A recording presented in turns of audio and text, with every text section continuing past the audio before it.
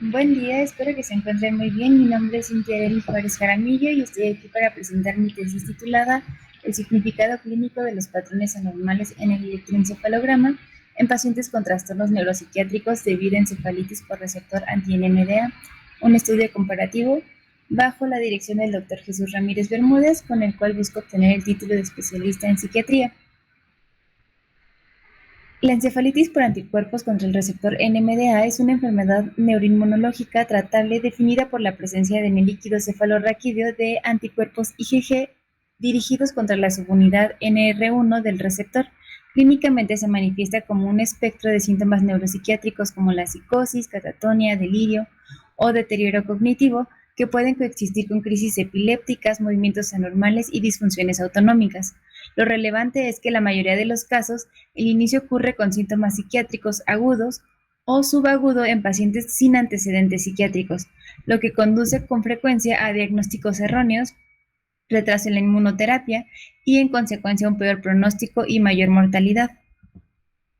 Una de las principales dificultades en el abordaje clínico es identificar dentro de los pacientes en un primer episodio psicótico con síntomas agudos aquellos que tienen una alta probabilidad de tener encefalitis autoinmune. Cuando se realiza el cribado sistemático de anticuerpos en todos estos pacientes, la prevalencia real es baja. Por eso, hoy se utilizan banderas rojas o señales de alerta y los criterios de psicosis autoinmune. El electroencefalograma se ha propuesto como una herramienta diagnóstica inicial por su alta sensibilidad y su disponibilidad en la mayoría de los hospitales.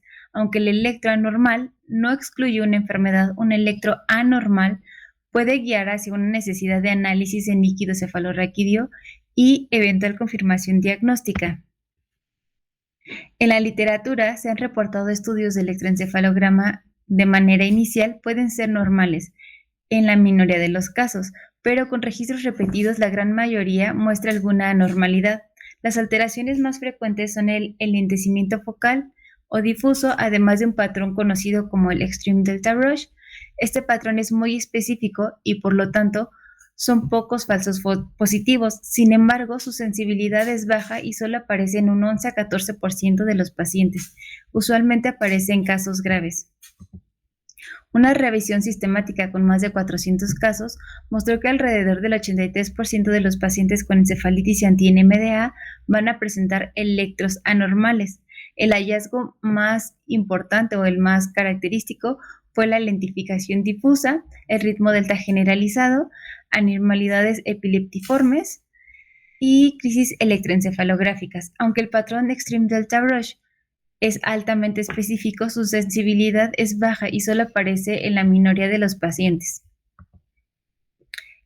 Para realizar nuestro estudio, realizamos un estudio comparativo de casos y controles registrado en el Instituto Nacional de Neurología y Neurocirugía. Los pacientes fueron hospitalizados durante el 2016 al 2024 y se usaron los siguientes criterios para selección: pacientes sin antecedentes de trastornos psiquiátricos con un inicio de síntomas agudos o subagudos con psicosis afectiva o no afectiva, delirios y catatonia, y además pacientes que presentaban una señal de alerta o bandera roja para encefalitis autoinmune. Por ejemplo, crisis epilépticas, movimientos anormales, catatonia, trastorno cognitivo grave o desproporcionado, una observación o que empeoraban los pacientes después del uso de antipsicóticos o con un neuroléptico maligno. Esto se utilizó, un muestreo de casos consecutivos según criterios de elegibilidad. A todos se les aplicó un protocolo diagnóstico que incluyó exploración neurológica y psicopatológica, electroencefalograma, neuroimagen como resonancia magnética. También se les hizo PET, punción lumbar y determinación de anticuerpos en líquido cefalorraquídeo. Utilizamos los criterios de Gauss para encefalitis autoinmune y se incluyeron se excluyeron los pacientes que tuvieran alguna otra causa.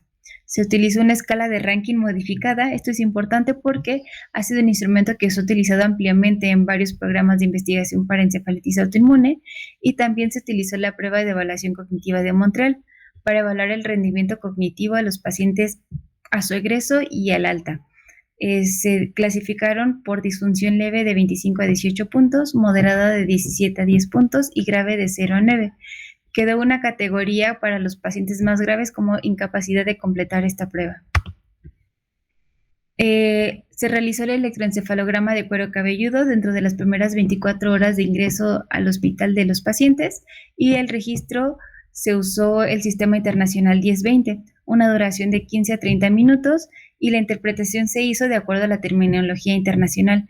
Se clasificaron los hallazgos en enlentecimiento focal, difuso, actividad rítmica delta, extreme delta brush, crisis epilépticas y electroencefalográficas, descargas epileptiliformes interictales, y es importante recalcar que esta interpretación del electro se hizo a ciegas. La persona que los interpretó no conocía el resultado de los anticuerpos. ¿Cómo los clasificamos? Bueno, los patrones del electroencefalograma. Incluimos primero el enlentecimiento generalizado o focal, que lo dividimos en leve, moderado y severo. El leve fue de 6 a 7 Hz, el moderado de 4 a 5 y la severa menos de 3 Hz. Usamos la actividad delta rítmica generalizada, el extreme delta brush, que lo definimos como actividad delta rítmica de 1 a 3 Hz con ráfagas superpuestas, de actividad rítmica de frecuencia beta, que es de 20 a 30 Hz, que monta cada onda delta. Las crisis electroencefalográficas las definimos como eventos paroxísticos anormales distintos al fondo con una duración superior a 10 segundos o inferior si había algún cambio clínico y que exhibían una evolución temporoespacial en la morfología, en la frecuencia y la amplitud con un campo electroencefalográfico plausible y también las descargas epileptiliformes interictales. Para el análisis de datos usamos el paquete SPS versión 25. Inicialmente obtuvimos estadísticas descriptivas. Se utilizó la normalidad de Kolmogorov-Smirnov para analizar una distribución de variables continuas y para comparar grupos con o sin diagnóstico definitivo de encefalitis anti-NMDA. Utilizamos la prueba de chi cuadrado de Pearson para variables categóricas y la T de Student o U de Mann-Whitney para variables continuas, dependiendo de la distribución. Se utilizó la lista de verificación de STAR 2015 para estudios diagnósticos, entonces se calcularon varias medidas de validez diagnóstica para los hallazgos principales del electroencefalograma, por ejemplo, la sensibilidad, especificidad, coeficientes de verosimilitud positivos y negativos. Finalmente, usamos un modelo de regresión logística para controlar el papel de variables confusoras que podrían modificar los resultados del electroencefalograma, por ejemplo, el uso del lorazepam o algunos antipsicóticos. En esta tabla mostramos las características clínicas de nuestra muestra. Se puede observar que la psicosis estaba presente en la mayoría de los pacientes de ambos grupos. Algunas características psicopatológicas fueron significativamente más frecuentes en pacientes con encefalitis por anticuerpos contra el receptor NMDA, por ejemplo, la disfunción cognitiva grave o desproporcionada con una P de 0,09, un diagnóstico de delirium con una P de 0,020 y catatonia con una P de 0,002. Algunos signos neurológicos también fueron más frecuentes en este grupo, como las crisis epilépticas, el estado epiléptico, movimientos anormales y anomalías autonómicas. En esta tabla podemos ver que tenemos una mayor frecuencia de electroencefalogramas anormales en pacientes con encefalitis, en un 87.2% frente a los pacientes que no tenían encefalitis anti-NMDA. Esta tabla también presenta las medidas de validez diagnóstica para cada uno de los patrones principales del electroencefalograma, incluyendo la sensibilidad, la especificidad, los cocientes de probabilidad positivos y negativos, y también de precisión general.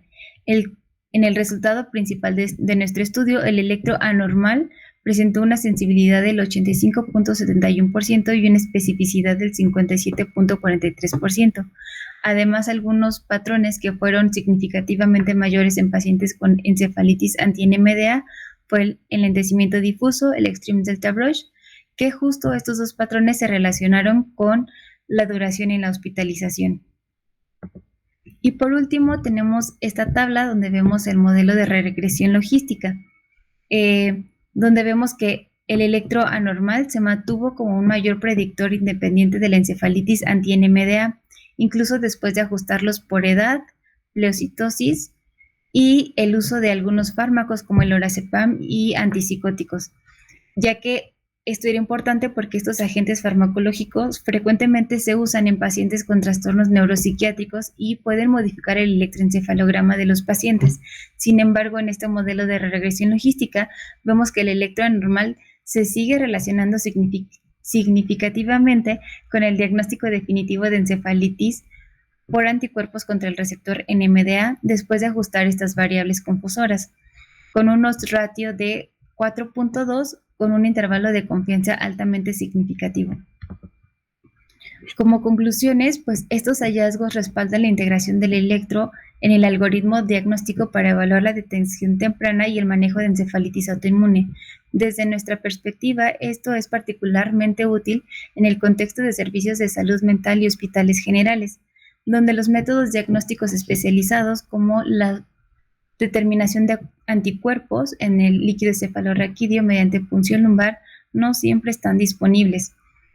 Dos conclusiones representan o son importantes de este análisis. Uno, considerando que la sensibilidad del electro anormal en pacientes con trastornos neuropsiquiátricos agudos y subagudos en presencia de banderas rojas o señales de alerta, este hallazgo lo podemos usar para mejorar la selección de pacientes que necesitarán un análisis más detallado del líquido cefalorraquídeo.